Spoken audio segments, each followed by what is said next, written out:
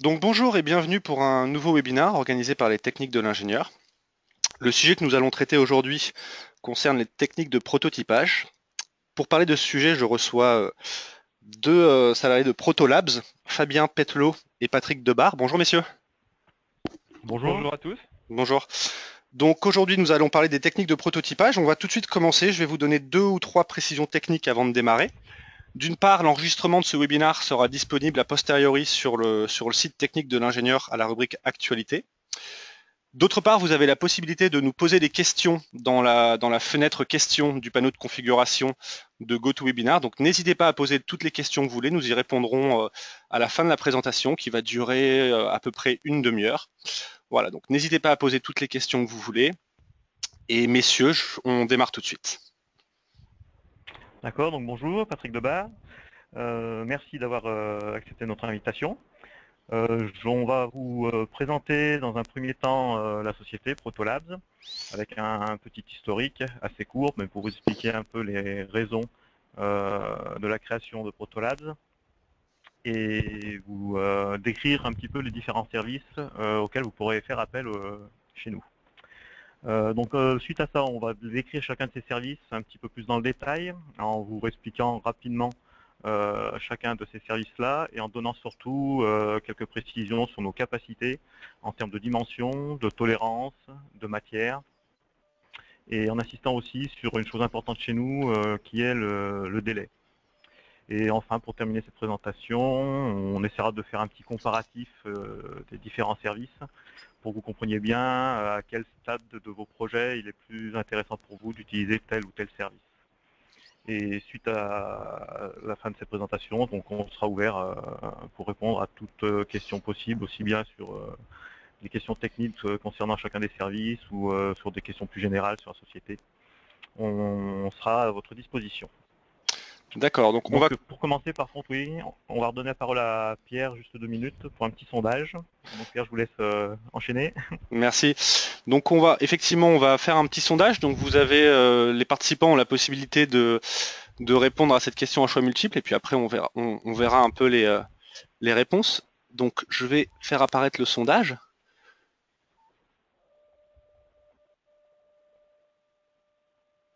Voilà, donc faites-vous déjà appel à des procédés de prototypage. Alors vous avez 5 réponses possibles. Pas encore, impression 3D, usinage, injection ou autre. Donc je vous laisse répondre, je vous laisse on va laisser une trentaine de secondes pour répondre. Et puis on verra quelles sont les réponses.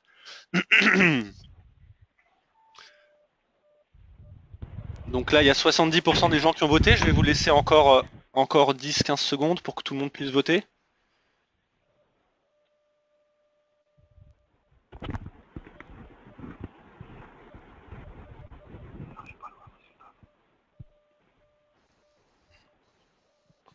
Alors, vous dites majoritairement pas encore, un tiers pas encore, un tiers impression 3D, 25% usinage et ensuite injection et autres à 8%. D'accord, donc pour nous c'est déjà intéressant un petit peu de savoir ce que vous pouvez utiliser. Donc on va essayer de revenir un petit peu sur toutes ces technos. Alors attendez, je partageais. Est-ce que vous pouvez voir les résultats? Oui. Non, nous on les voit pas. Vous nous les avez communiqués, mais nous on les voit pas. D'accord. Ok. Hop là, on poursuit la présentation. D'accord. Donc, pour commencer, une présentation très succincte de la société. Donc, on a l'habitude de se présenter comme un des fournisseurs les plus rapides au monde de prototypes. Donc, c'est un petit peu pompeux, mais vous verrez que par la suite que c'est pas tout à fait exagéré non plus. Pour produire ces prototypes, Protolabs donc a décidé de se munir de 3 services principaux qui sont le moulage par injection, l'usinage commande numérique et la fabrication additive, donc plus connu actuellement sous le nom de l'impression 3D, mais on y reviendra un petit peu plus loin. Donc le but de Protolabs est vraiment de répondre au plus vite à la demande de tout bureau d'études, tout concepteur, aussi bien professionnel que particulier, qui a besoin de proto rapidement pour valider un design, une forme, une fonction, pour tout nouveau projet. Donc voilà, le but de la société, c'est vraiment ça, de répondre au plus vite pour que les gens puissent être les premiers sur le marché, valider en premier leurs protos, les faire évoluer pour pouvoir raccourcir les temps de développement. Alors on va commencer par un petit historique assez rapide. Donc la maison mère a été créée aux États-Unis en 1999.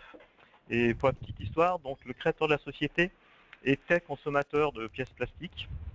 Et justement, il était un petit peu excédé à l'époque par les délais plutôt longs et les coûts un petit peu faramineux des outillages classiques en injection. Et d'où l'idée de créer Protolabs, avec l'idée principale était de vraiment casser ces délais-là et de proposer une solution pour avoir des pièces rapidement avec des investissements beaucoup moins lourds que des outillages traditionnels. Donc en 99, création de la société. En 2002, mise en place d'un service automatisé de devis en ligne que vous recevez en 24 heures maximum avec une étude de faisabilité de votre pièce. Ensuite, développement en Europe. Donc la politique aussi de la société, donc c'est d'être présent sur tous les continents avec à chaque fois une usine de fabrication par continent uniquement. Donc pour l'Europe, l'usine de fabrication est basée en Angleterre. Et ensuite avec des agences commerciales dans chacun des pays pour faire le lien et apporter, faire des échanges dans le langage du pays en question pour pouvoir mieux répondre à la demande de chacun des clients.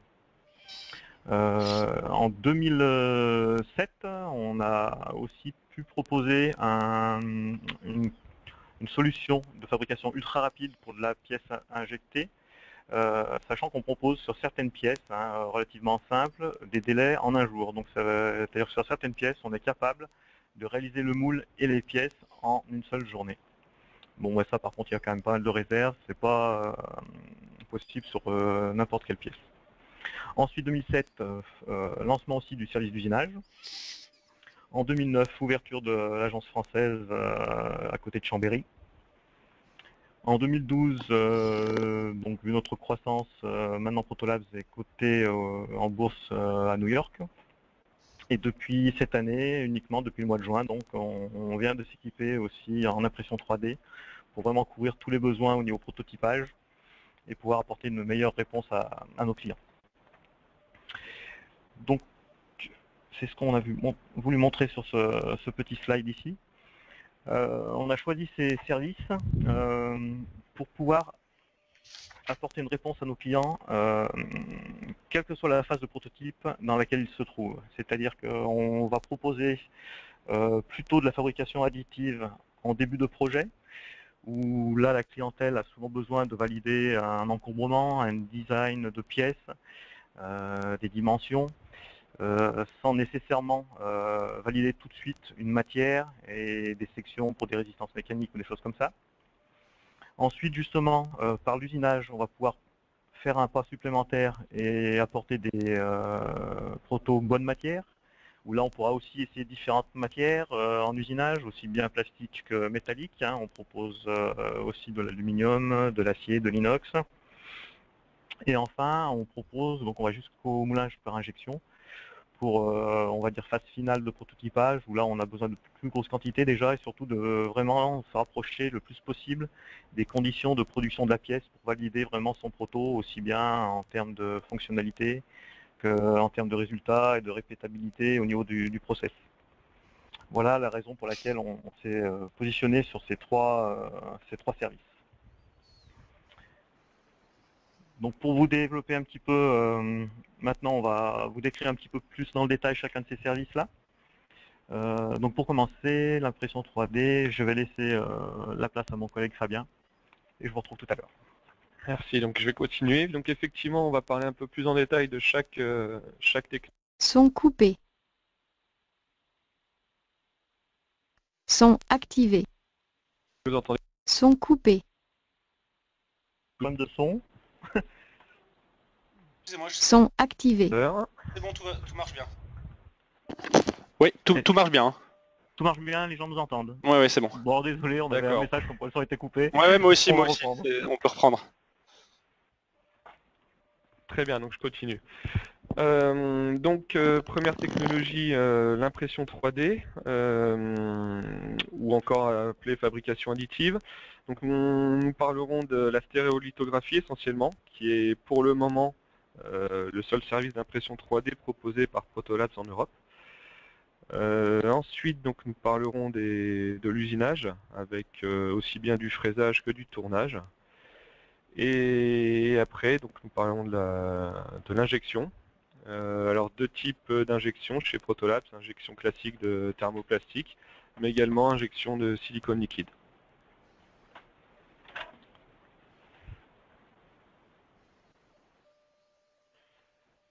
Donc la stéréolithographie, c'est une des techniques de prototypage rapide, apparentée à ce qu'on appelle plus généralement l'impression 3D ou encore fabrication additive. Donc fabrication additive, pourquoi? Parce que la pièce va être construite couche par couche. Donc pour cela, on part du fichier CAO de votre pièce et on va au préalable le découper en tranches fines et puis le transférer à la machine de production. Donc pour la stéréolithographie, le principe en fait, c'est votre pièce est construite dans un bain de résine photopolymère où un laser va petit à petit, couche par couche, polymériser la résine pour construire la pièce. Donc petit à petit, la pièce descend dans le bain de résine. Donc on a un support qui descend couche par couche dans ce bain.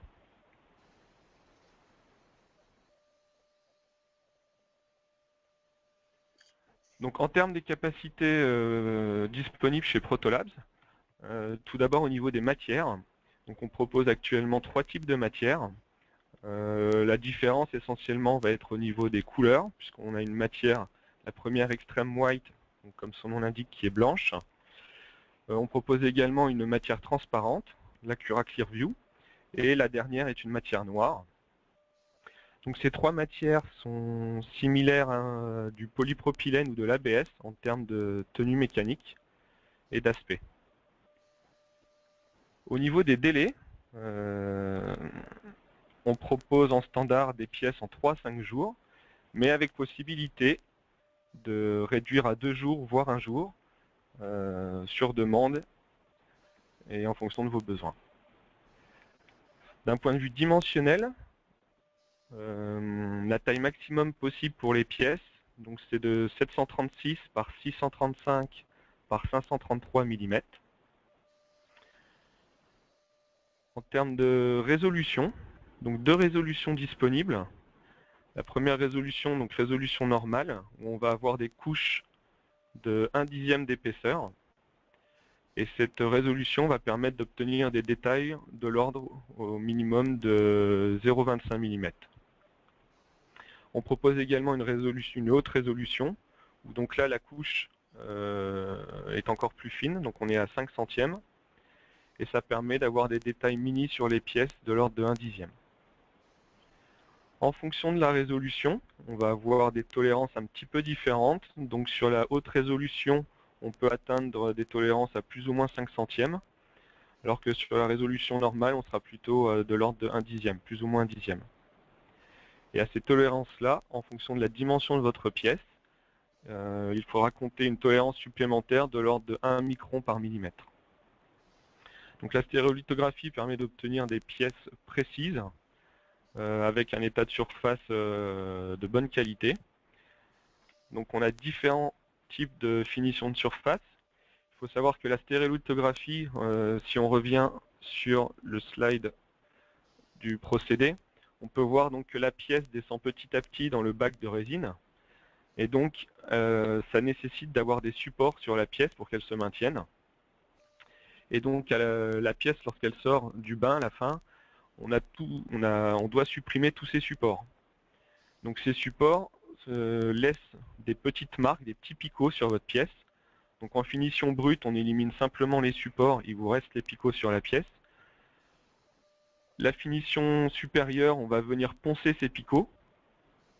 Et enfin, on peut également poncer la pièce et lui faire un sablage pour homogénéiser l'état de surface et que ça soit encore plus précis. Une petite remarque quant aux états de surface. On a énormément de clients qui nécessitent des pièces transparentes. Il faut savoir que pour avoir des pièces transparentes, il faudra rester sur un état de surface brut. Le fait de venir poncer ou sabler la pièce va faire perdre cette qualité de transparence. On va avoir une pièce plutôt légèrement translucide en fait. Donc voilà pour la stéréolithographie. Je vous propose maintenant de continuer avec l'usinage. Donc l'usinage, procédé très connu, contrairement à la stéréolithographie qui est une technique additive, l'usinage est une technique soustractive, donc on va partir d'un bloc ou d'une barre de matière, et donc ce bloc on va venir le sculpter, l'usiner. Donc deux techniques répandues, la première donc le fraisage.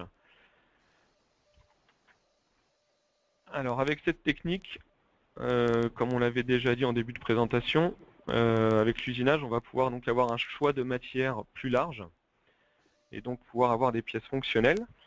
Donc chez Protolabs, on vous propose différents plastiques techniques. On a à peu près une dizaine de matières, notamment du polyamide, du PMMA, de l'ABS, des PIC, etc. Donc un choix intéressant de matières techniques. On vous propose également de l'aluminium, de l'acier, du cuivre, du laiton. Donc un choix plus intéressant qui permettra d'avoir des pièces fonctionnelles. En termes de délai, on est en 3 jours en standard, mais également possibilité sur demande de réduire à 2 voire 1 jour ouvré. L'usinage, on va retrouver des tolérances similaires à la stéréolithographie. On est de l'ordre de plus ou moins 1/10 chez Protolabs.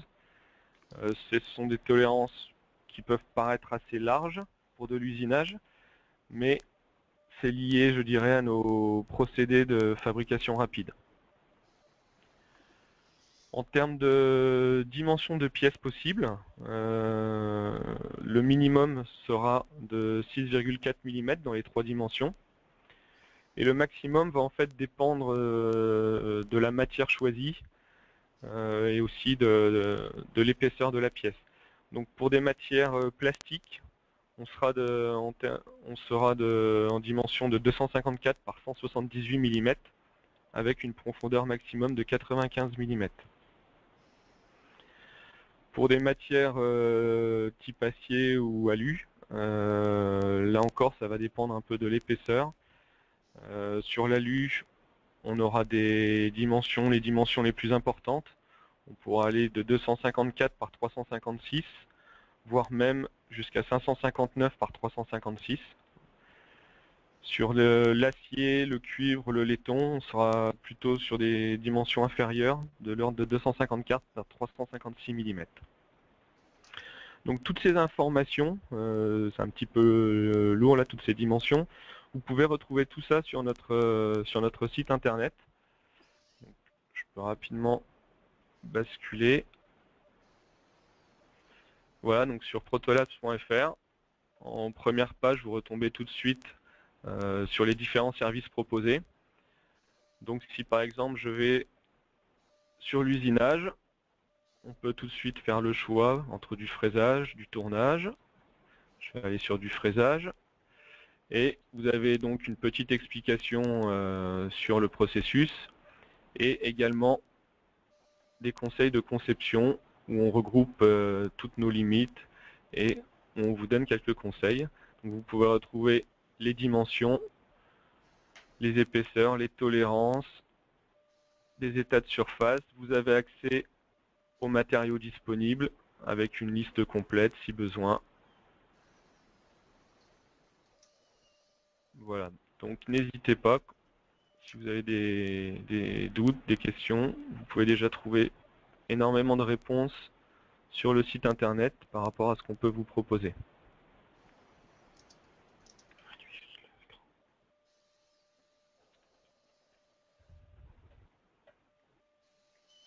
Je reviens à la présentation.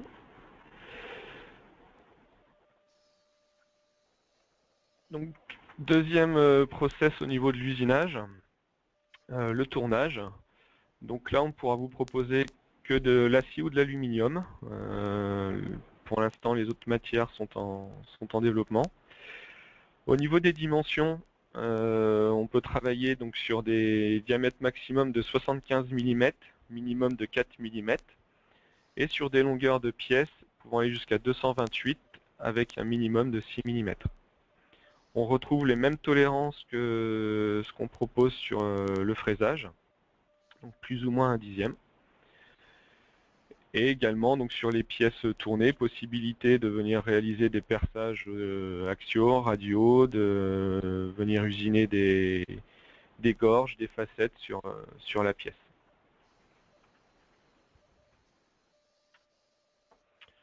Donc je vais laisser à nouveau la parole à Patrick pour vous présenter nos capacités en termes de moulage par injection. Alors, moulage par injection rapide.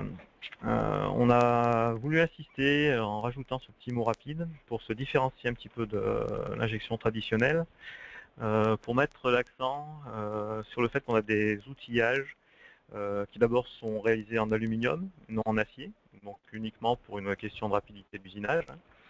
Et du coup, la rapidité avec laquelle on travaille fait qu'on a des tolérances un petit peu plus larges que certains confrères. Donc c'est pour ça qu'on a bien voulu se différencier en disant qu'on était surtout là pour amener de la rapidité, sachant que sur l'injection, donc en délai standard, on va toujours vous proposer du 15 jours ouvrés, donc 3 semaines, et avec possibilité, suivant votre pièce, à des délais plus rapides, de l'ordre de 10 jours, 5 jours, voire cas vraiment extrême d'une pièce simple où on peut arriver à vous proposer du 1 jour. Donc voilà, c'était juste un petit aparté pour bien insister sur ce mot de rapide, où souvent on a certains clients qui ne comprennent pas que certaines choses sont faisables en injection classique et pas chez nous. Mais c'est encore une fois lié à notre façon de travailler et à la rapidité qu'on apporte qui ne nous permet pas de faire tout ce qui est faisable non plus en injection traditionnelle. Après, donc au niveau injection, on reste quand même dans le principe de base, hein. Il n'y a pas de magie noire derrière. Même pour aller aussi vite, on utilise toujours donc du plastique sous forme de granulés qu'on va venir étuver, ensuite mettre dans une trémie. Et ensuite, on va venir broyer donc, ces granulés dans le four à la vis de la presse pour injecter le plastique dans le moule. Le cycle est toujours le même, injection, maintien, solidification et éjection de la pièce. Donc au niveau procédé, rien de bien différent. Après, la rapidité dont on fait preuve est beaucoup plus le fruit de tout ce qu'on peut faire au niveau étude et réalisation de l'outillage, où là on a des conceptions bien à nous et qui nous permettent d'aller beaucoup plus vite. Au niveau de nos capacités en injection, au niveau de ce qui est injectable, donc on va quasiment injecter tout ce qui est possible d'injecter, hormis le PVC, car c'est une matière qui va dégager des gaz toxiques et on n'est pas équipé pour évacuer ces gaz-là. Ensuite, il y a certains grades de pic très techniques pour lesquels on sera bloqué par notre température de moule, sachant qu'on est limité à 200 degrés. Donc il y a certains grades de pic qu'on saura faire, d'autres où on sera un petit peu limite. On peut vous proposer aussi l'injection de thermoplastiques souples, des styles TPE, TPU, TPV, et ainsi que l'injection de pièces silicone, surtout pour de l'application médicale ou de pièces qui doivent résister sur des larges plages de température. Et donc en silicone, une matière qui permet de grande déformation, grande élasticité, avec aucune déformation rémanente. En termes de limites, donc même chose que précédemment, vous pourrez retrouver toutes ces valeurs-là sur le site que vous a montré Fabien tout à l'heure. Mais en gros, donc en thermoplastique, on va être limité à des pièces de 480 par 770 mm. Et surtout, chose importante, nos process sont limités au niveau de la profondeur d'usinage par rapport au plan de joint du moule. C'est-à-dire qu'on va savoir usiner 101 mm de profondeur de part et d'autre de l'outillage. Donc si on peut arriver à mettre un plan de joint au bas de cette pièce, on va pouvoir faire une pièce de 202 de haut. Si par contre il y a des dépouilles qui nous obligent à mettre le plan de joint au milieu de la pièce, on va être limité par ces 101 mm. Ensuite, pour les pièces silicone, on travaille sur des plus petites presses, donc on a des pièces de plus petit volume qui sont de 127 par 127 par 80, avec une profondeur d'usinage par rapport au plan de joint limitée à 40 mm. En termes de tolérance, donc on a une petite formule appliquée à chaque dimension en fait, où on se positionne à plus ou moins 8 centièmes plus 5 microns par millimètre. Donc sur de la petite dimension, on va être dans les mêmes valeurs que la concurrence, on va dire. Par contre, dès qu'on va sur de la pièce un petit peu plus grande au niveau dimensionnel, on va avoir des tolérances plus larges. Encore une fois, notre objectif, c'est surtout de répondre rapidement et de fournir des pièces bonne matière et injectées le plus rapidement possible. Et donc, c'est une de nos limites qui, du coup, nous impose des tolérances un petit peu plus larges. Voilà un petit peu ce qu'on pouvait vous présenter au niveau de l'injection chez nous. Donc là, on va vous proposer un deuxième petit sondage que Pierre va vous soumettre. Alors, je vais le lancer tout de suite. Pierre, nous, on ne nous entend pas. Oui, non, c'est moi. Je suis en train de le lancer. Voilà. Quel délai espérez-vous pour des prototypes? Donc, inférieur à une semaine, de 1 à 3 semaines. Ou supérieur à 3 semaines. Vous m'entendez bien? Maintenant, oui, mais juste avant, c'était. Je Très loin. je repose la question. Quel délai espérez-vous pour des prototypes? Inférieur à une semaine, de 1 à 3 semaines ou supérieur à 3 semaines? Je vous laisse une vingtaine de secondes pour voter.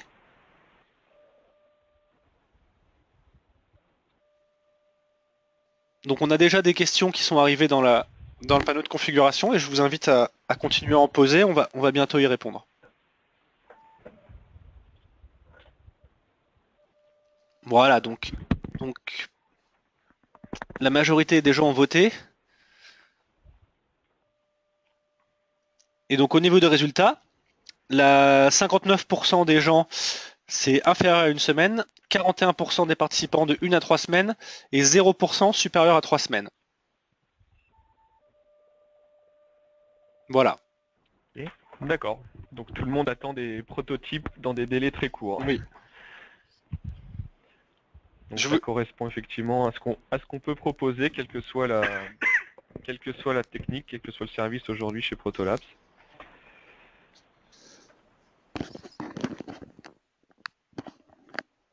Donc on vous propose maintenant de refaire un petit comparatif général des différentes technos de prototypage sur différents attributs. Donc d'un point de vue délai, la stéréo et l'usinage vont être les deux services les plus rapides.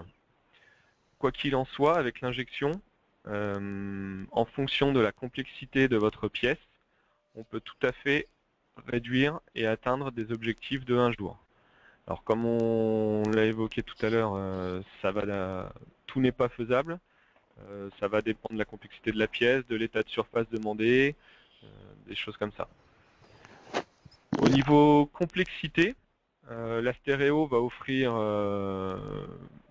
toutes les possibilités, alors que l'usinage, on va être limité sur toutes les contre-dépouilles, on n'y aura pas accès.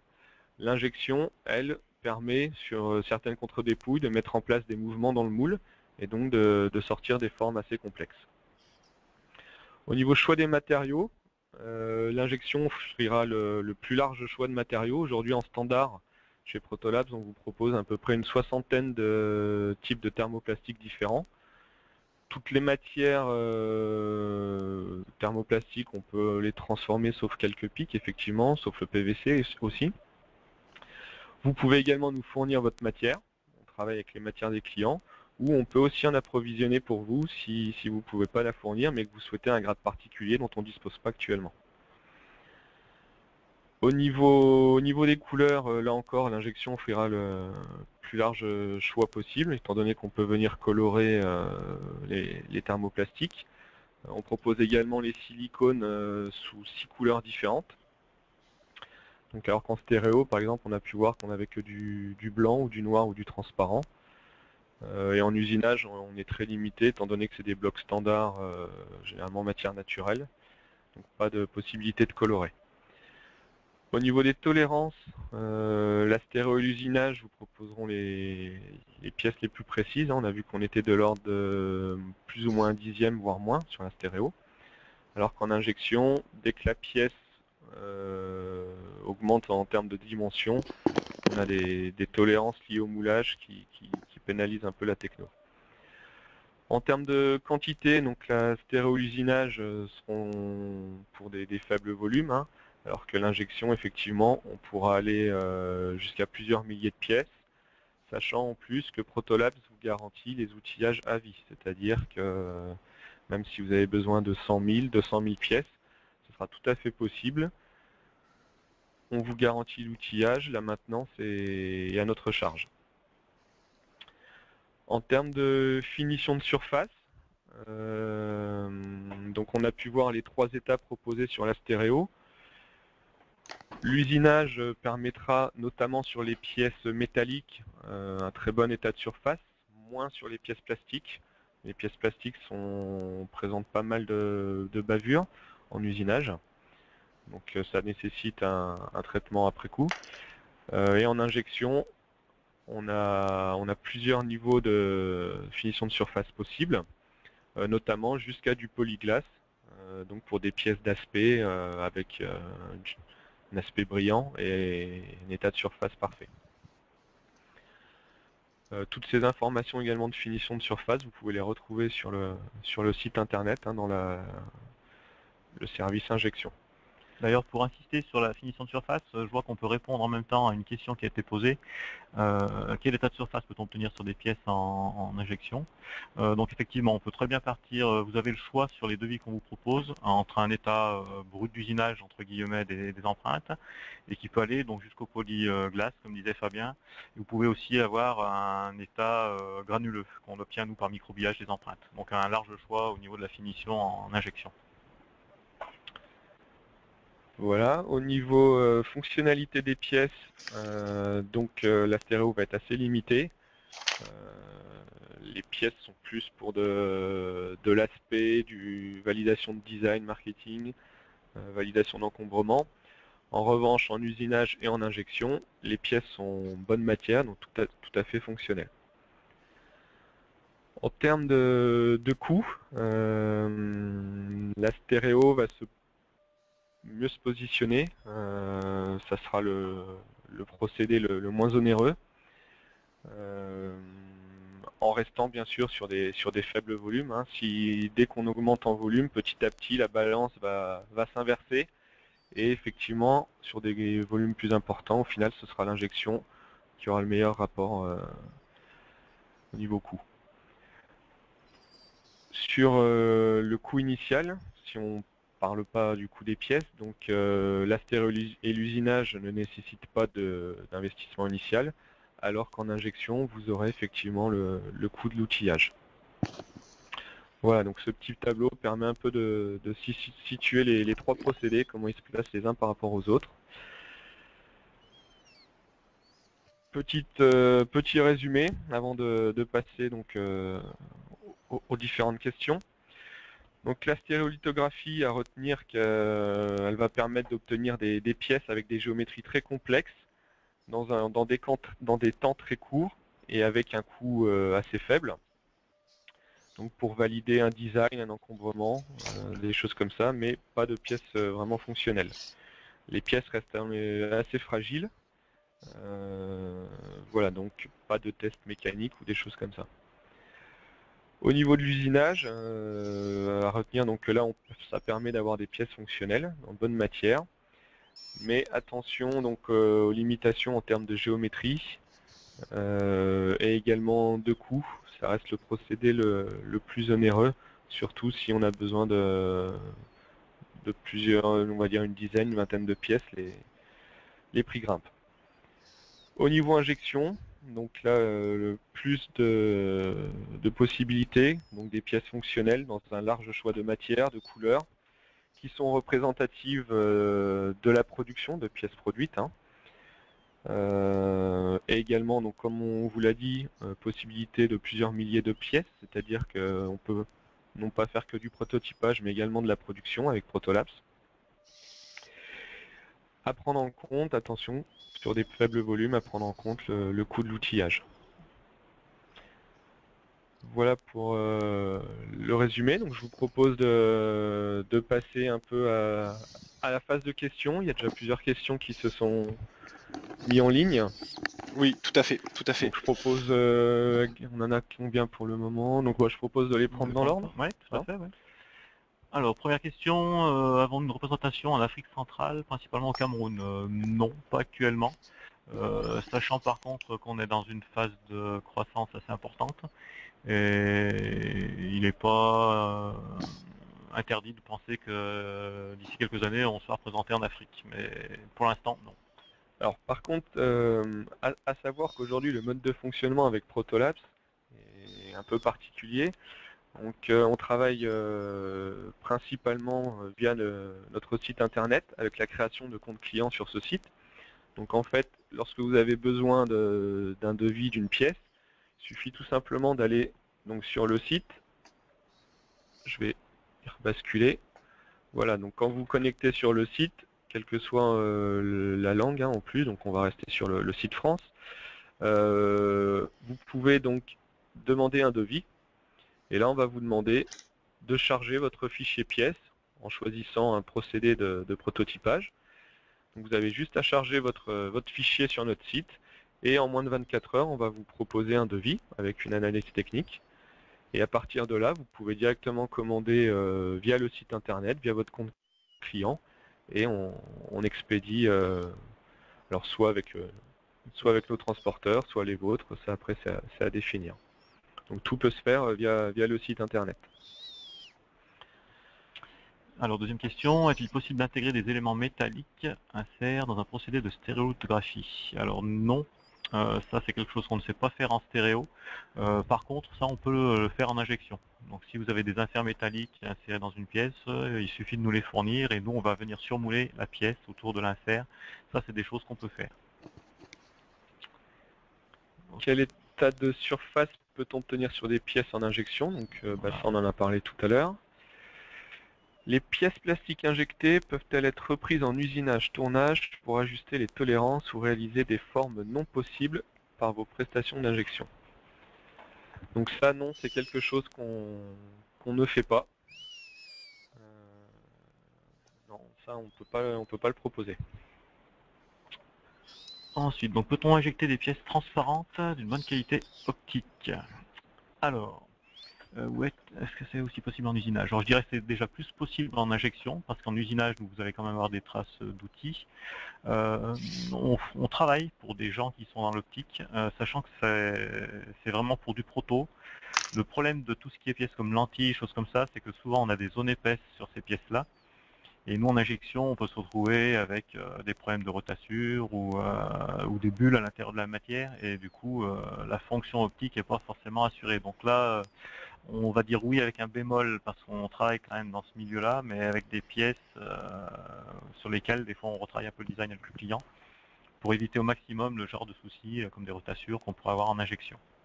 Donc là, c'est vraiment au cas par cas, il faut soumettre la pièce et pour qu'on voit ensemble si nous on pense pouvoir vous donner satisfaction ou pas. Mais on l'a déjà fait. Voilà, on l'a déjà fait, effectivement, le polycarbonate comme le PMMA, c'est des matières qu'on transforme régulièrement. Alors, question intéressante, quelle est l'ordre de grandeur de prix pour le moule afin de réaliser l'injection? Alors là, ça va être la réponse va être très vague, puisque bon, évidemment, ça va dépendre d'une part de la complexité de la pièce, et aussi de sa taille, vu que nous on n'utilise que de l'aluminium pour réaliser les moules, donc plus on va prendre un gros bloc d'alu, déjà plus ça va être cher, mais surtout ce qui va faire le prix du moule, voilà, c'est la complexité de la pièce, si elle nécessite des mouvements, etc. Par contre, il est clair que nous, on a des moules à moins de 2000 €, vous pouvez avoir un moule chez nous, ça c'est clair, chose que vous n'aurez certainement pas à la concurrence. Donc en règle générale, nous on s'aperçoit qu'en termes de budget au niveau des moules, on est bien moins cher que ce qui se fait en traditionnel. Après, bon, bah, c'est un calcul à faire sur les quantités. On est très bien placé pour de la pièce proto et de la petite série. Après, bon, comme vous disait Fabien tout à l'heure, on sera tout à fait à même, d'un point de vue technique, de vous faire des moules pouvant réaliser 100 000 pièces. Par contre, il y a un calcul à faire. Honnêtement, je pense qu'après, dans ces quantités-là, il sera peut-être plus intéressant pour vous de passer sur un moule grosse série acier, où les prix pièces, eux, seront certainement plus intéressants que ce qu'on pourra vous proposer. Donc voilà, nous en gros, on a deux portraits robots de clients, hein. C'est des gens qui ont besoin de pièces unitaires ou de proto très rapidement. Et aussi, on a un gros panel de clients qui viennent chez nous, car auparavant ils ne pouvaient pas justifier auprès de leurs acheteurs l'achat d'un moule traditionnel pour les faibles quantités qu'ils avaient à réaliser. Là, nous, on leur apporte une solution, où justement, quand on fait le calcul du projet global, quantité annuelle plus coût initial du moule chez nous, où là, on est vraiment très bien placé. Et là, on apporte une réponse à cette problématique. Pour essayer de donner une grosse fourchette, hein, on va se situer sur les premiers prix à 1500 euros. Avec les plus gros moules, on va généralement aller On peut monter jusqu'à 20 000, 15-20 000, ça peut arriver. Voilà, donc c'est vraiment très variable. Voilà, une grosse fourchette. Voilà. Mais c'est vrai qu'on a beaucoup de moules qui déjà, en dessous de 2000 euros, peuvent être réalisés. Ensuite, on a une question sur les formats de fichiers que vous pouvez nous envoyer. Alors pareil, sur le site, vous allez retrouver tous les fichiers qu'on est capable normalement d'utiliser, sachant que ceux qui fonctionnent le mieux sont les formats IGES et STEP. Et je préciserai pour la stéréolithographie, en standard, donc on travaille avec des fichiers STL, donc si vous avez possibilité de directement charger des fichiers STL, c'est mieux. Mais sinon, on peut tout à fait travailler aussi les STEP et les IGES, même pour la stéréo. D'accord.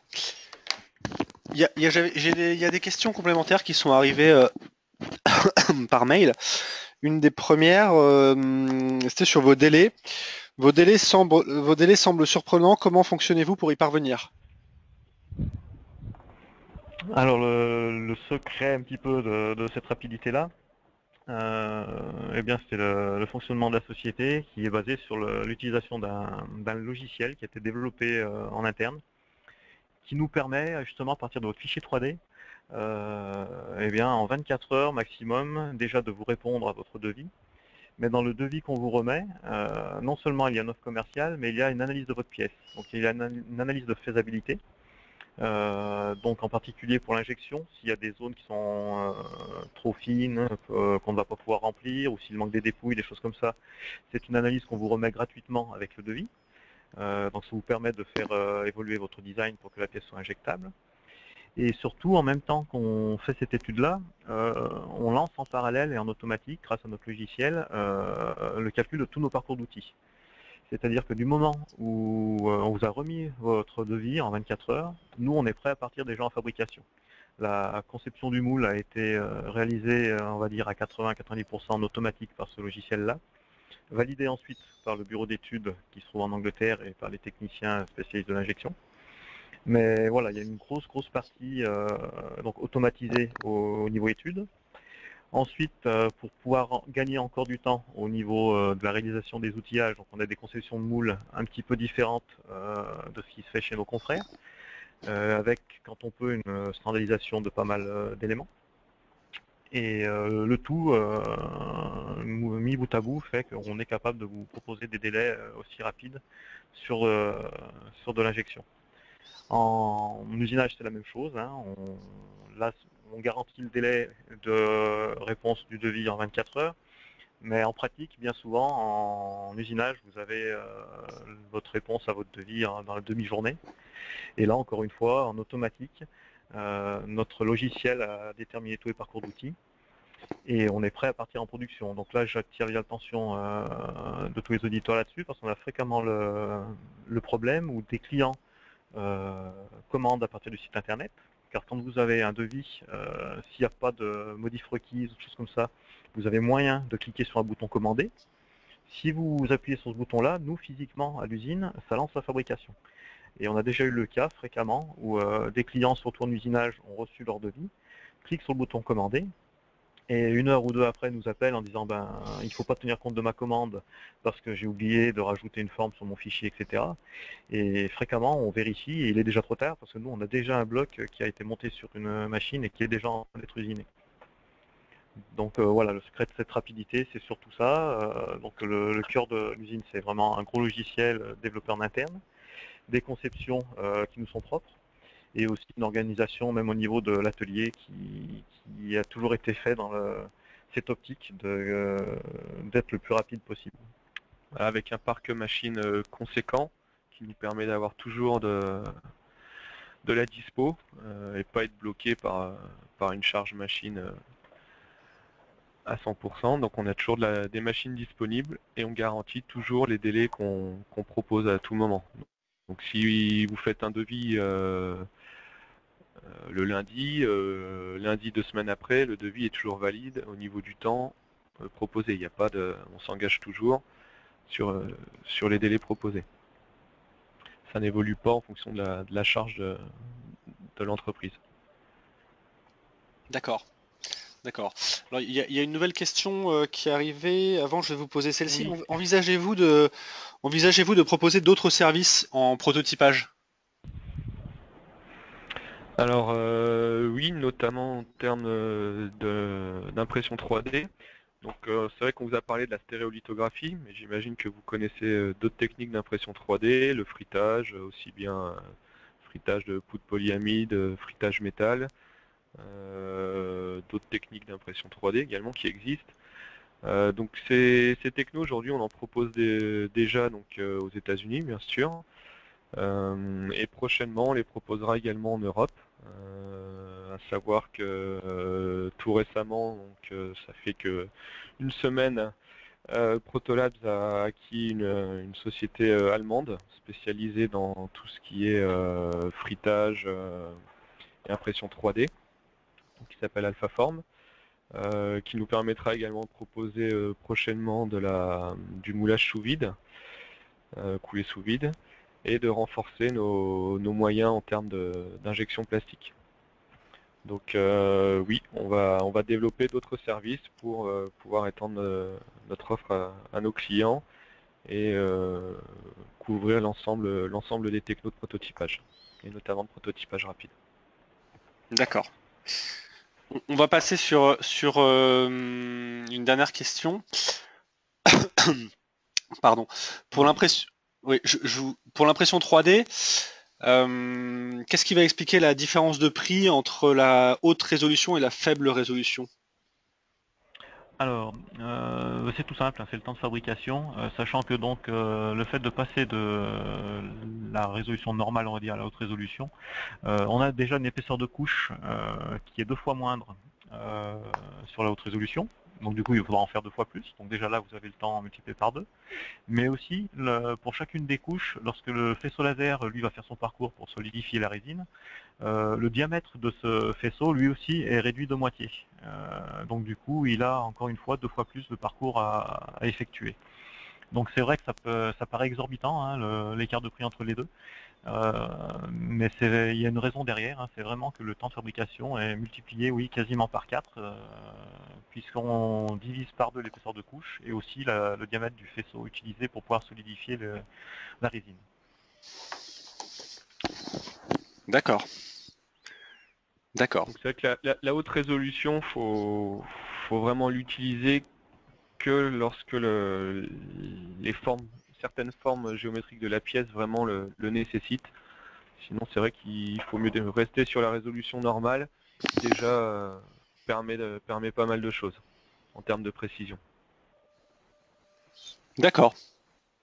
Très bien. Eh bien, écoutez, on arrive au terme de ce webinaire. Fabien et Pratique, je vous remercie pour cette présentation. Merci à vous d'y avoir assisté. Merci à tous les participants d'y avoir assisté. Je vous rappelle que l'enregistrement de ce webinaire sera disponible sur le site internet des techniques de l'ingénieur dans les jours qui viennent. Et je vous remercie tous pour votre participation et vous dis à bientôt pour un prochain webinaire. Au revoir. Au revoir, merci. Au revoir.